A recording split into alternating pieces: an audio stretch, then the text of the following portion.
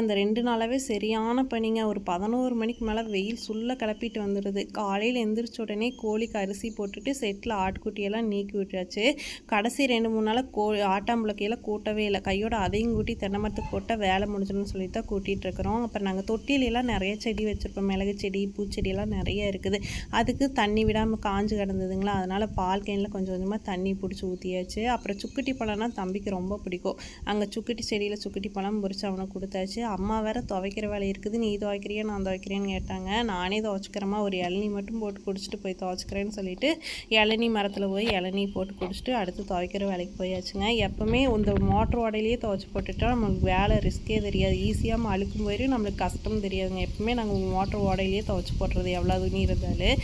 துவைச்சி போட்டுட்டு எலுமிச்சம்பழம் மரத்தில் எலுமிச்சம்பழம் இருந்தது, சரி ஜூஸ் போடுறதுக்கு யூஸ் ஆகுமேன்னு சொல்லிட்டு கையோட அதையும் பிடிங்கிட்டு வந்தாச்சுங்க. அவ்வளோதான். நெக்ஸ்ட் வீடியோவில் பார்க்கலாம். பாய், டாடா.